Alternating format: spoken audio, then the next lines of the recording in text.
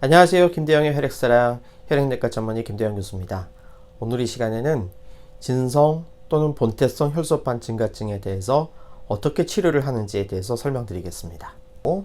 그 2차적인 원인을 제외하고 진성 혈소판 증가증으로 진단하는 과정에서 유전자 검사를 하고 또 골수 검사를 해서 두 가지 결과를 통합해서 이제 진성 혈소판 증가증으로 진단한다고 말씀드렸습니다.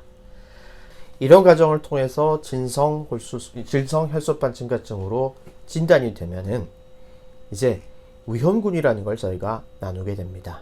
이 위험군은 결국 이 환자분이 앞으로 혈전증이 생길 위험이 얼마나 되느냐라는 것을 따져보는 겁니다. 이때 위험군을 나누는 그 기준은 다음과 같이 되는데요. 저위험군, 고위험군 두 개로 나누고요.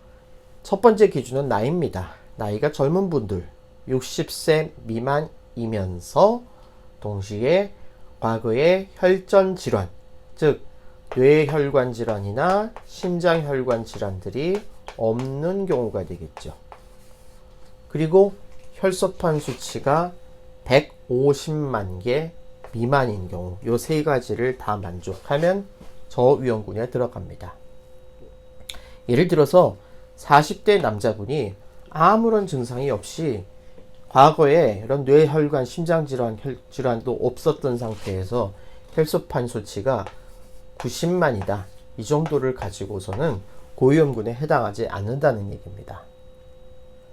고위험군에 해당하는 분들은요, 환자가 나이가 60세 이상이시거나 또는 60세 미만이라고 하더라도 혈전 병력이 있었던 경우, 즉 젊은 분에서 뇌혈관이나 심장질환의 병력이 있었던 분들은 이제 고위험군에 들어가게 됩니다. 이렇게 위험군을 나누는 이유는 저위험군은 사실 특별히 강력한 치료를 할 필요 없이도 그냥 건강하게 사실 수가 있습니다.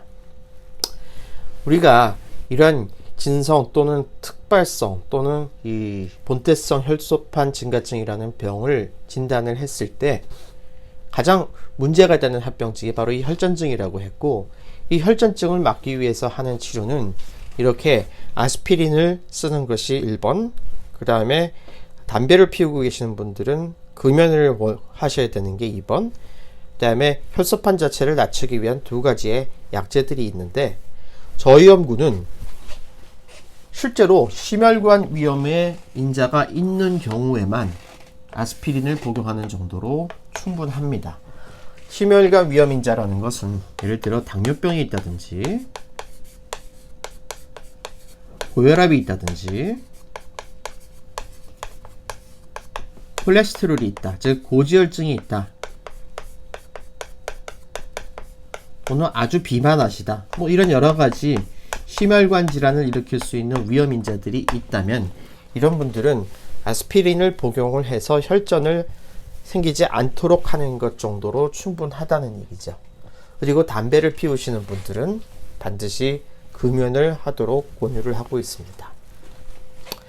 만약에 환자분이 고위험군에 해당한다면은 단순히 아스피린을 쓰는 것만으로는 안 되고요.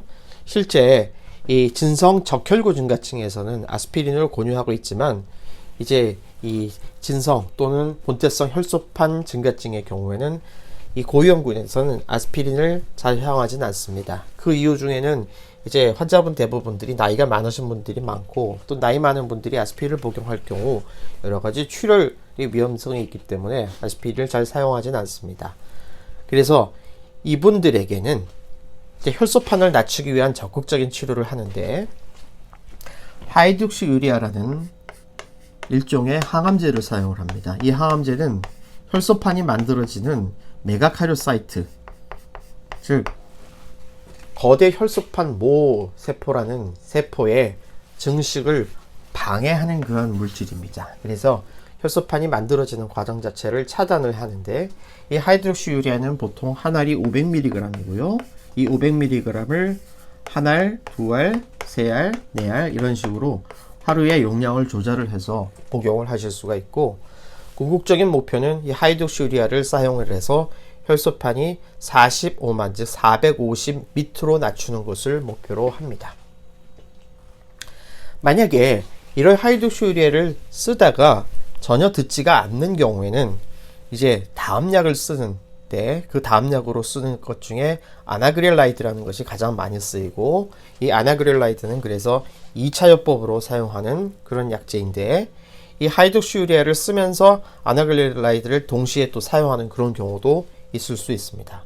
아나그렐라이드는 보통 하나를 하루 4번 드시거나 아니면 두 알을 하루 2번 드시는 정도로 조절을 합니다.